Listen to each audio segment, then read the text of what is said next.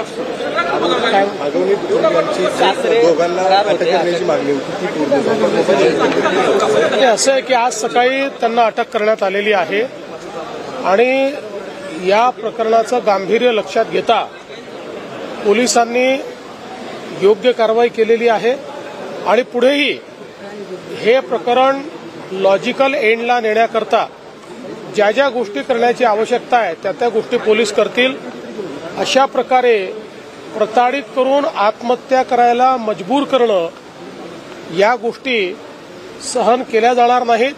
त्यामुळे त्याच्यावर जे काही कडक कारवाई करता येईल कायद्याने ती सगळी कारवाई केली जाईल। आरोपींवर मोकोका लावा अशा पद्धतीची कसपटी कुटुंबियांची मागणी आहे, तुम्हाला भेट घेणार आहे। असं आहे की मकोका लावण्याकरता काही त्याचे नियम आहेत, त्या नियमात बसलं तर ते लागू शकेल, पण नियमात बसेल की नाही या संदर्भात आज सांगता येत नाही, त्यामुळे त्याच्यावर मी आज बोलू शकत नाही। गंभीर प्रकरण आहे खरं तर आपण पाहतोय, पण आगवणी कुटुंबियांनी असा प्रकार केल्याचं आता समोर येत आहे, कसं बघता येतं?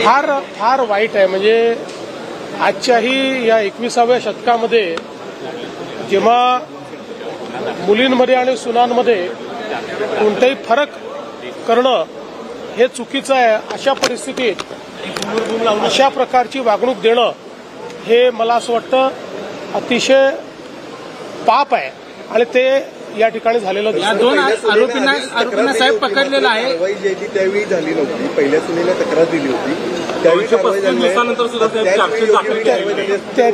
त्याची आता माझ्याकडे माहिती नाही आणि कल्पनाही नाही। साहेब या सगळ्या अजितदादा भाषण करत असताना लोकांना सांगत होते मी त्या कार्यक्रमाला उपस्थित राहिलो, त्यात माझा काही दोष असं म्हणत असताना ते स्वतः हास्यविनोदामध्ये रंगले।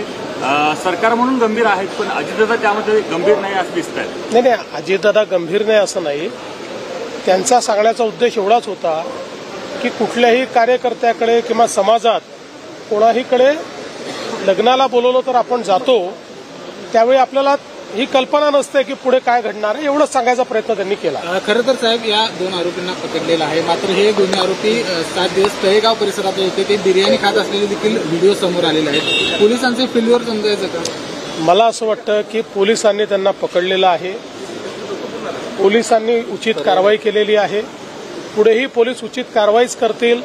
आता याला खूप फाटे फोडणं हे अतिशय चुकीचं आहे। साहेब, राज्यामध्ये अवकाळी पावसाने खूप थैमान घातलेलं आहे, मोठं नुकसान शेतकऱ्याचं झालेलं आहे, आता राज्य सरकारतर्फे काही मदत वगैरे काही कशा पद्धतीचं नियोजन करतात? जिथे अवकाळी पावसाचं नुकसान होतं तिथे आपल्या स्टँडिंग ऑर्डर्स असतात, त्या स्टँडिंग ऑर्डरप्रमाणे त्याचे पंचनामे होतात आणि नुकसान भरपाई आपण देतो। कामगारांना एक सेफ्टी किट दिलं जातं, मात्र त्यामध्ये आता दलांचा सुळसुळाट झाला आणि प्रत्येक कामगाराकडून 1500 रुपये वसूल करण्यात येतात। असं दलालांचा सुळसुळाट झाला वगैरे म्हणणं चुकीचं आहे, पण कुठे घडलं असेल तर कारवाई करू।